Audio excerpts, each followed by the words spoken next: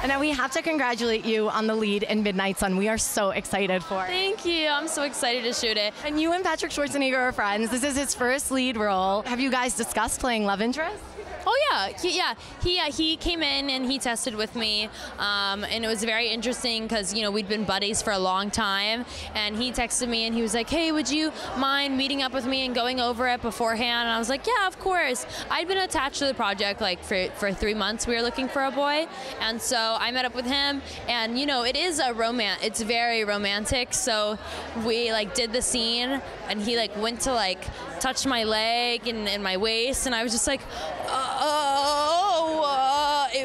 it just felt so odd for a moment because I'm always like bro and homie, and we always talk about getting pizza together. He has Blaze Pizza, which is my favorite pizza place, and then we had to do it in the audition, and it was just such a shock. But it's awesome because I just learned this on my last movie, Shovel Buddies. When you don't know someone and you have to pretend like you've had a sexual type of relationship with them and a romantic relationship with them, it's very difficult to do it with someone you don't know because there's a certain connection.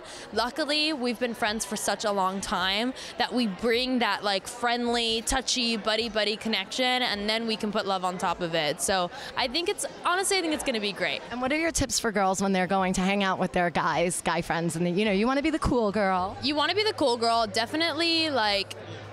It's hard for me to say. I'm very tomboyish, very, very tomboyish. We were just hanging out with Tyler Posey, who's a mutual friend of ours at the Much Music, and we got out of the customs line together, and I was like, oh, I gotta go to the bathroom, and went over there, and the ladies line was too long, so I was not gonna use the ladies, so I peeped in the men's real quick, went in there. I saw how grody they treat the men's room. I was very offended, so I came back out, and I was like, what's wrong with you guys? The way the men's room is held is very gross.